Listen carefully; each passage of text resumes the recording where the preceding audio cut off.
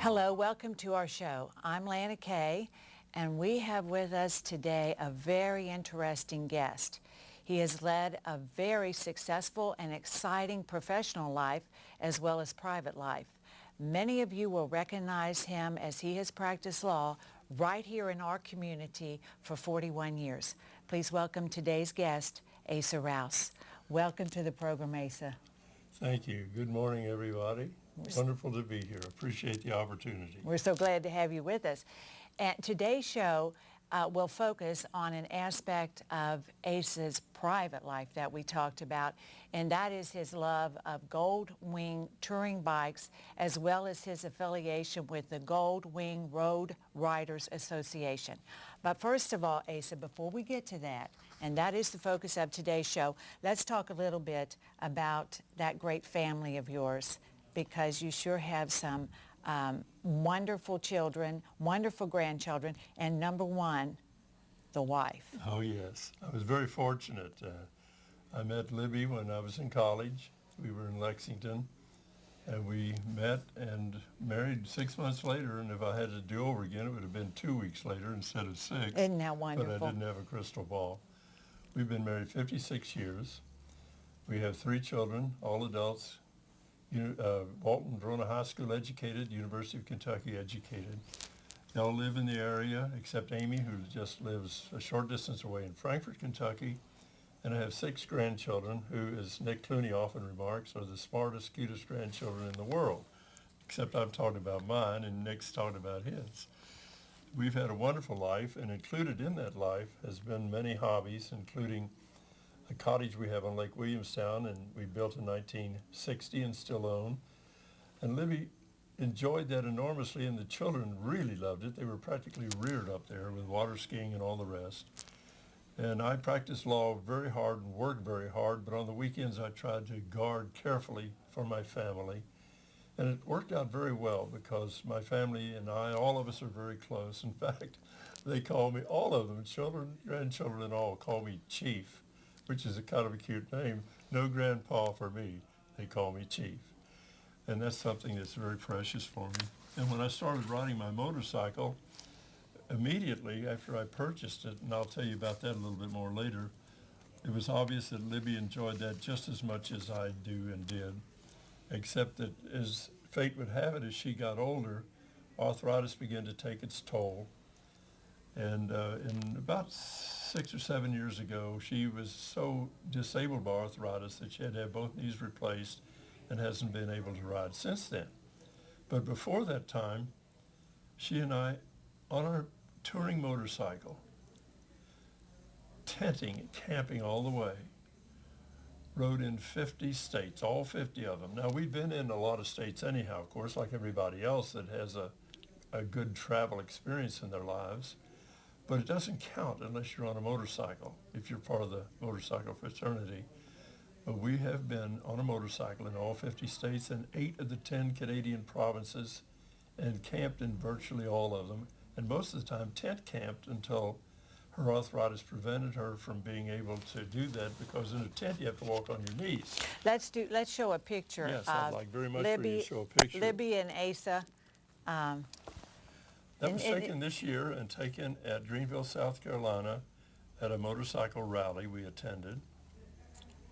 So while she doesn't ride, she still goes to rallies. Oh, yes. She goes with me to all the motorcycle meetings and all the rallies. And if I'm having fun, and, well, of course, the main thing about it, oddly enough, strangely enough, who would have thought, but through motorcycling, we have met the nicest people that ever were, the dear hearts and gentle people that are part of the Goldwing motorcycle, the Goldwing Road Riders Association family, and it is family.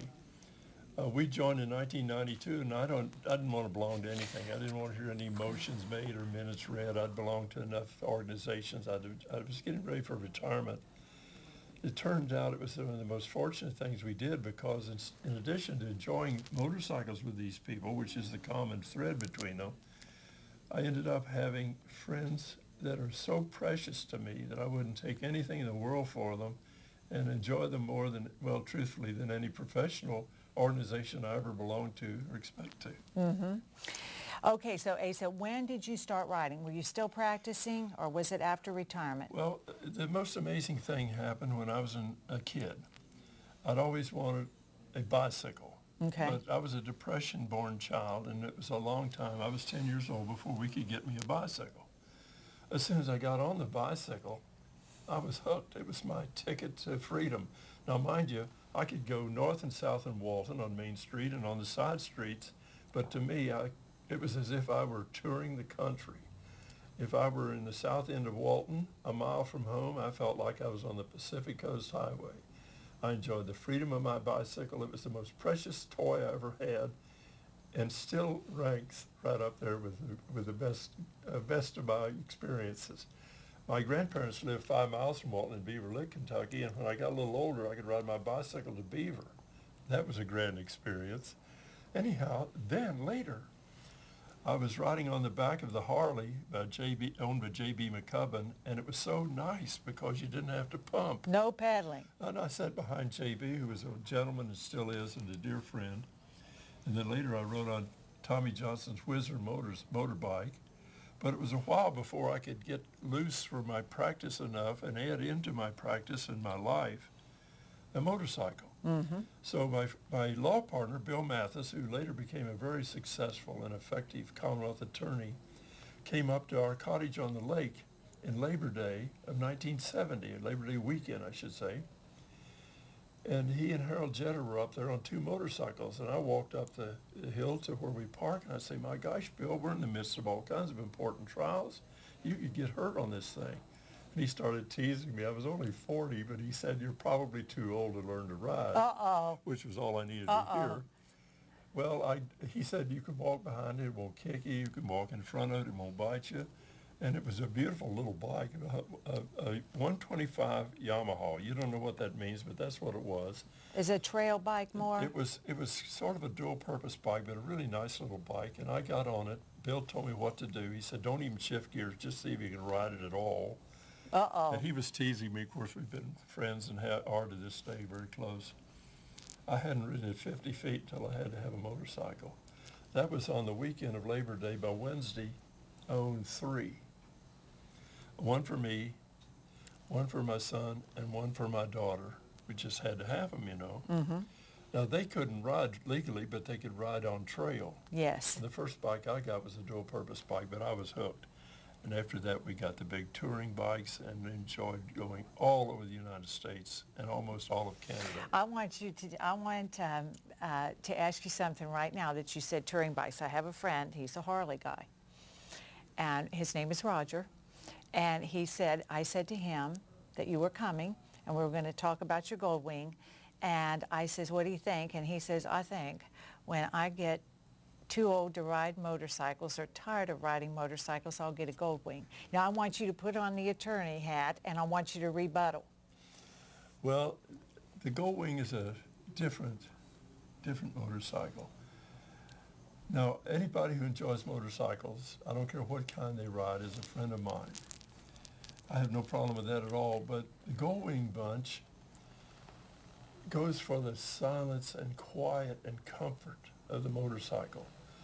The Goldwing is the most comfortable motorcycle made.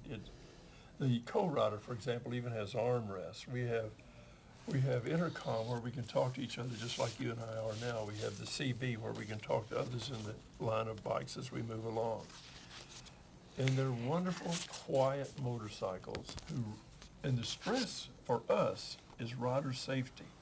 We always ride in staggered formations with clearance distances and all dedicated to being safety. as careful as possible. For all of you who aren't motorcycle enthusiasts and you don't know what a Goldwing is, this is Asa with his Goldwing touring bike. So you've seen them, you just didn't know what they were called. Behind my motorcycle, my Goldwing, which is an 1800 for you novices, 2006, is a Leisure Light camper, which is a tow-behind motorcycle camper. Where you're seeing it now is a picture taken by a friend of mine somewhere in what we call the John Wayne West. Well, we go west and we go nearly every year, and sometimes to the same places. It's like hearing a beautiful song. You don't mind hearing it again. That's true. So we're out west, and I was parked with my camper behind me, and whoever my friend was at the time walked across the street and took that picture with my camper down and in moving posture. I have a picture in here of my camper and Ron, yes, that's it, Ron Harper's camper. My camper is up, and you can see what it looks like up. Ronnie's is down, and you can see what it looks like when it's ready to hit the road. It has one snap in front. It's like a convertible car. You bring it over, and there it is. My bed's even already made in it. It's just a perfect travel companion. So we started using campers when Libby's knees got too bad. And then when it got even worse and she couldn't ride anymore, we had to do something else. And she loves it. When I'm having fun, she's enjoying the idea. That's why you said you got lucky and got just the right girl. That's why we've been married 56 years and done pretty well in the process. Here is Asa, a beautiful lake. That's actually the Kentucky River. Wow. And we were on it some 2.5 or 3 weeks ago. And a friend of mine named Rick Otto from Frankfurt took that picture. It's a great shot of the fall, the water. Great picture. Okay, Asa, so there is a difference that you would say in the Harley group and the Goldwing group. The Harley group, by somehow has more tattoos. Well, they do. They have more tattoos, but I don't want to be at all critical of them because tons of them are friends of mine, and I've learned that you can see the most grizzled-looking Harley tough you ever saw, but if you get to know him, he has a good marriage, a good job. He's good to his dog, grandma, and everybody else, and he's a responsible citizen. So you can't go by how he looks. But most of the time, or a lot of the time, their culture says don't wear helmets. You'll never see a Goldwinger without a helmet because we know the value I don't think of it. I ever have. No. And they love the sound of their motorcycles. And it reminds me a little bit of when I was in high school and kids wanted straight pipes on their cars. Well, the Harley guys want, the louder their bike is, it seems, the better they like it. The better it is. And I don't want to be critical of that because that's their bike and that's how they ride. But as Goldwingers, my bike is as quiet as your car, I guarantee. I know that. I've seen Gold. So would you say just overall, Asa, that Goldwing riders probably don't have as much harassment from cars as maybe the Harley guys? I would judge. Or have you faced much of that? Talk to us about that. We hardly ever have harassment at all. And those of us who live in subdivisions and things, we don't cause anybody's ire to grow and be angry at us because we make no noise. I love Rabbit Hash, Kentucky. Everybody loves Rabbit Hash. Rabbit Hash. There's no way to describe Rabbit Hash or even tell about it. You have to experience Rabbit Hash. If all the bikes down there were Goldwingers, you'd never hear any of the neighbors or anybody else complain. Because you would just kind of quietly come in. We're quiet going in, we're quiet, and incidentally, none of us drink beer while we're riding or anything else. It's absolutely Is that taboo. part of the, I mean, that's part of your code? I mean, you just don't do that. A lot of them go to Rabbit Hash, and I'm not being critical. Everybody's got to live their own lives. Sure. But for safety's sake, and Goldwing Road Rider Association stresses safety over everything else because they know that if you're not safe on your motorcycle, if you get hurt on it, it ruins everything. It's a wonderful hobby, but there's only one way to handle it, and that's to minimize the danger because it's a dangerous hobby. That's why I'm, among other things, I've been the educator, Goldwing Road Rider educator, and actually in a certain year, although my wife is on this plaque also, in the year 2000, let me see here, I think it was 4, I'm pretty sure it was. Yes, 2004. This is Asa and Libby. I was named Kentucky Educator of the Year, not because of anything in school, mind you, but educating safety in riding motorcycles.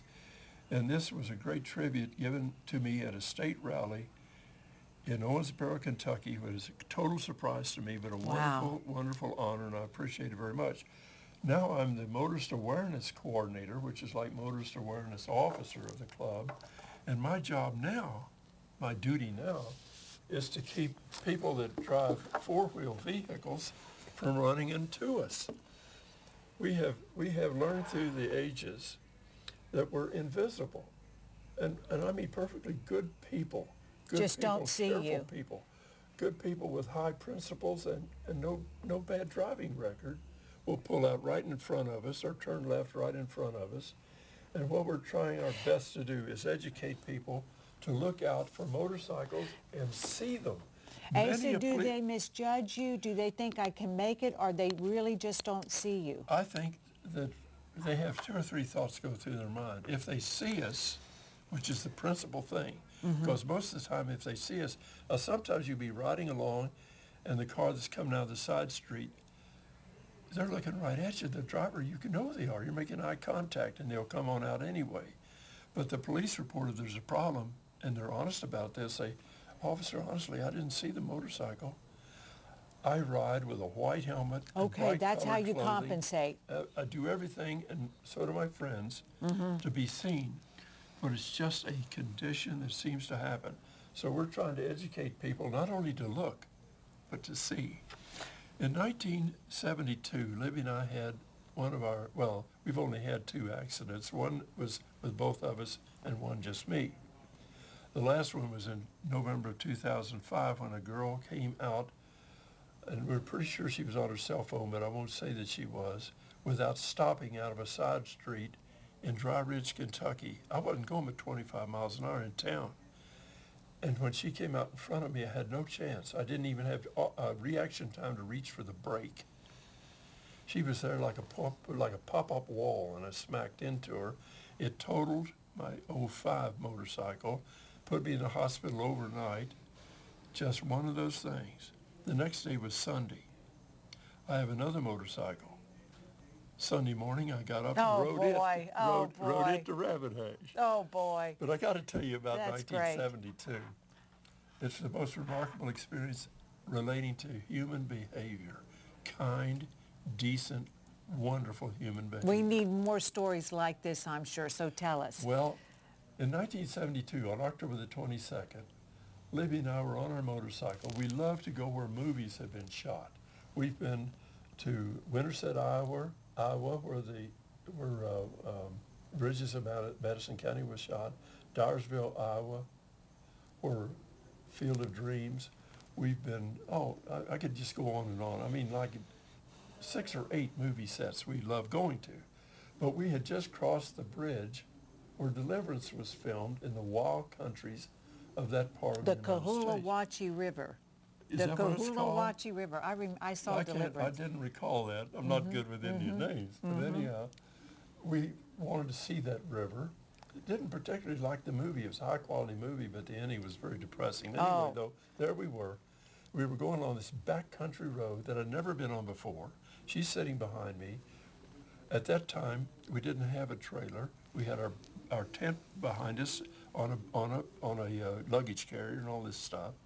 We're riding along, and because it's really cool and semi-rainy, kind of sprinkly, we had on a lot of clothes. And of course, we always dress properly, but we were really dressed on this occasion. And I'm going along this country highway that I've never been on before in the back roads, a highway with no traffic and hardly any buildings on it. But I'm happy. We're happy. We're riding along. I go over the top of a hill and look down, and what I see is what they call this black ice. And it was a curve with a decreasing radius with an improper bank, in other words, off camber. As soon as I looked down, I thought, oh my. Did you know? We're going to go? Oh, instantly. I instantly knew that there was nothing I could do. Oh, wow. If I hit the brake, if I didn't hit the brake, no matter what, it was one of those things. And later, of course, I was so aggravated at myself because the second accident I told you about, the one in November of '05, that wasn't my fault at all. Nobody could have prevented that. The one in October of '72 had one reason. Stupid. Me, stupid. I shouldn't have been going more than 25 miles It's so good an hour. to take responsibility. That's how you learn. It's my fault. Anyhow, the bike went down. It's turning, it just crashed down. I'm sliding straight down the road. Libby, I thought, well, I looked over her, and she's doing catapults. She's in terrible shape. She's off the bike, and she's on we're the both pavement. off the bike instantly. She goes foot first into a culvert on the side of this road. I get up. The bike's still laying there, but I don't have to worry about it. There's no traffic anyway. it'll be a worry later on. But I put her on a little gravel road that's coming in there. She sits there, bless her heart, pale as a ghost. I said, "Are you okay, honey?" Well, it broke her glasses, but her helmet was just beat all to heck, but thank goodness Thank she had God on the a helmet. again, helmet. There she sits in the rain on a gravel side road, and the bike's out there, and I go, and adrenaline's flowing, so I move the bike myself physically onto this side road. And I'm thinking, where was the last house we passed? Where would the next house be? My gosh, we haven't met a car and none has passed us for half an hour. I'm thinking, what are we going to do? And it was obvious her ankle was maybe broken. Turned out to be only sprained, thank goodness. Well, about that time, this pickup truck comes over the top of the hill, and it just grinds to a halt. It has cattle racks on it, even though it's a pickup truck, and it's got a steer in the back, and the guy in the back holding the steer has the name I learned later, of all things, the unforgettable name of Truman. Truman's in the back with the steer. Mac Henry's driving the truck. Mac stops the truck, puts on the emergency brake, gets out and hops around the front and comes right over to Liv. He doesn't say a word to me. His face isn't that far from hers. He says, "Young lady, you all right?" And she says, "Yes, sir, I think so. Thank you for asking." He said, "You don't look all right to me." He said, "Truman, let's get this motorcycle in the back of this truck, and we're taking these folks to the hospital." Wonderful. I couldn't believe what I was hearing. Mac Henry. Anyhow, he took us to the hospital.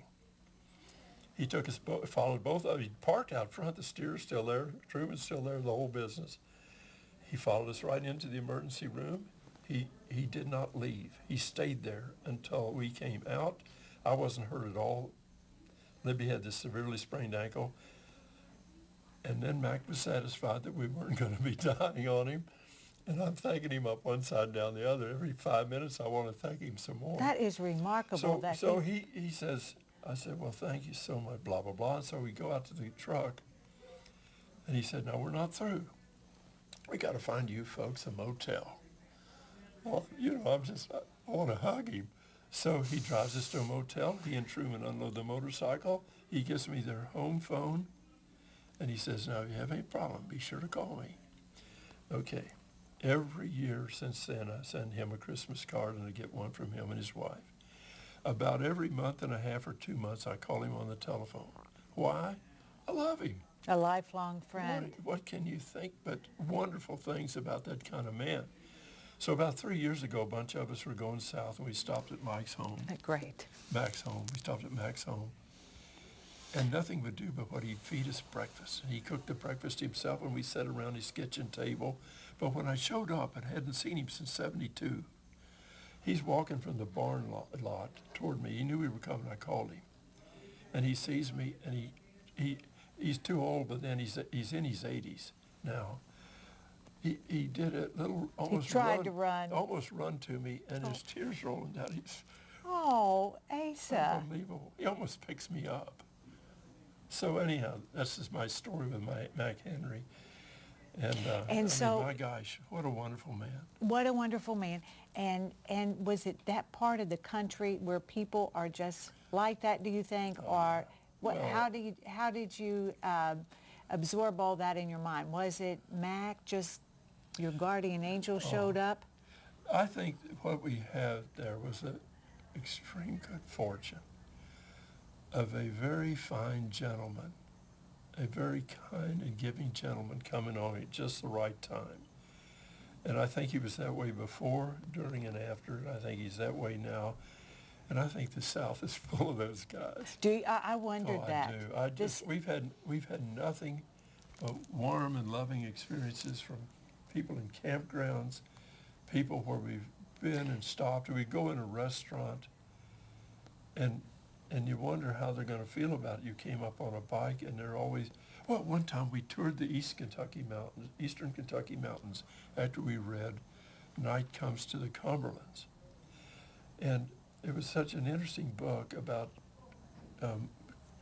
coal towns. An Appalachian Life. Appalachian, yeah. Mm-hmm, I've read that. So we decided to go down there for a whole week's vacation just to find those towns and enjoy those people. Yeah. And a friend of mine said, At that time, I had a celebratory beard. It was some kind of celebration the county was having, and I don't know what this occasion was, but there were contests going on. Somebody said, "You go down there on a motorcycle with that beard, they'll shoot you off of that bike." I said, "That's not going to happen." I went to law school with guys from southeastern Kentucky, and a finer bunch of people never lived. And by the way, they were tops in our class. Smart as a tack. Yes. I loved them all. Yes. Anyhow, we went down there, and you'd pull up at a filling station. They wouldn't have but one pump, and Homer and Jethro sitting on the front porch of the general store, which was what the filling station Chewing was. tobacco. Yeah. Well, they'd come off of there, and instead of walking toward us in any kind of threatening way, they'd be walking toward us with grins and saying, "My cousin Herschel's got a bike like that." We had nothing and have had nothing but wonderful experiences with the motorcycle fraternity and people that we came in contact with. However, we still are dedicated, absolutely dedicated, to motorcycle safety. It's our end-all and be-all. The worst words you can have in a line of bikes going anywhere, whether it's out west or a local ride, is somebody on the CB saying, "So-and-so's down, their bike's down." Uh-oh. Oh, it's so scary. Thank goodness, because motorcycles in Goldwing riders in the formation, allowing all kinds of clearance time and reaction time, and always with bright clothing and always with helmets and the whole thing. We're just so programmed to ride as safely as possible that we do fine, except sometimes other motorists on four wheels and all. But you know, it's hard to keep people from running into us, and if you're wondering why, people will come out of side streets right in front of a huge yellow school bus, for heaven's sakes. And a friend of mine from, I won't say his name, although he wouldn't care, I will, Bubby Conrad, a wonderful friend, drives a huge concrete truck, a great big green concrete truck, and he's had people pull right out in front of him, and one not too long ago he ran into, couldn't miss him. In a Dry Ridge, or just north of Dry Ridge, people twice, not too long ago, have actually driven right in front of a train. If you can't see a train, you know. Yes. So we try to keep people thinking. The main thing is to keep people, as I call it, tending to business and watching what they're doing and not daydreaming, and certainly not on a cell phone.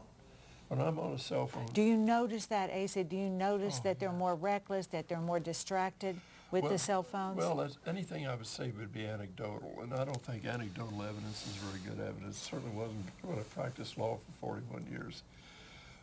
But I've had anecdotal experiences which confirm what you say there. But studies show that the cell phone is very distracting. It's not like having a passenger beside you you're talking to. It requires some kind of different form of concentration and distraction. It causes problems. Now, you were going to ask me some more things. For one thing, if you don't have the microphone type, you're only using one hand. That's right. That's one thing that's not very good. Well, Asa, I want to know, you pretty much told us that the people from the South, there's nobody like them. Oh, I love them. And I will give you this one quick example. I've got friends in Frankfurt, and at times I'll go down early just to be in Frankfurt because I love to be in Frankfurt. And you can walk around on the streets in Frankfurt or even go in a Walmart, and for heaven's sakes, people speak to you. Sure. It's only in the South they do that, honey. And I don't mean to say less quality in the North. But they're people in the warmer, North and but they're in the more South, hospitality. Yes, they've got that Southern hospitality kind of I agree. inbred. I agree. Now, 8 Providences in Canada, let's don't forget, what were they like? How are the Canadians? Oh, everywhere we've gone. Sweethearts? Everywhere we've gone. After that enormous friction with the ex-Prime Minister of Canada, Rick, Wendy, and I went to Alaska on our motor.